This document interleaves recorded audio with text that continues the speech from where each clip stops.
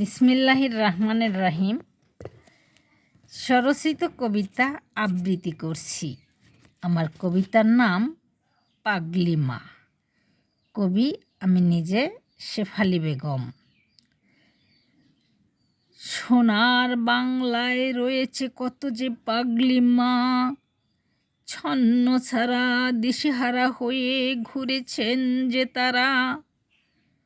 অসুস্থ মেয়েটাকে কোন বা জানোয়ারে বানালো যে পাগলি মা।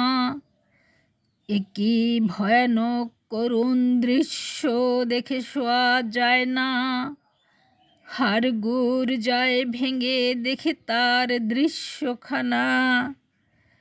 হৃদয়ে ব্যথা সয় না, ওগো সয় না।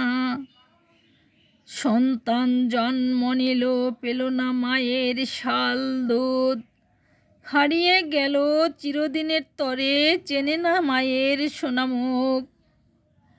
আবার কত পাগল যে ঘোরে খেয়ে না খেয়ে, ঘুম নাই গোসল নাই কেবা তারে দেখে হায় রে।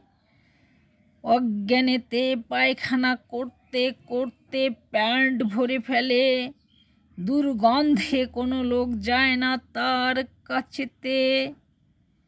পেটে ক্ষুধা হাহাকার করে, খাবার দিতে পারে না থাকে অনাহারে। নাক মুখ বেঁধে প্যান্ট কেটে গোসল করাইয়ে যদিও খাবার খাওয়াই, কিছুদিন পর আবার দেখি আগের মতো হয়েছে যে তাই। যত দুঃখী দেখো তাদের মতো দুঃখী নাই সংসারে, খাওয়া সেবা দিলেও পারি না ঔষধ দিতে। হায় রে হায় রে হায় রে। কারণ চিকিৎসা ব্যবস্থা নাই কুড়িগ্রাম জেলাতে। ভয়ানক ট্র্যাজেডিতে আছি আমরা সকলে, করুণ দৃশ্য সয় না বুকেতে।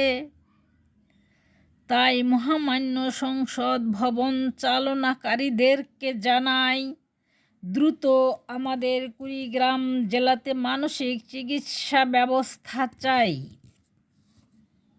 আলহামদুলিল্লাহ।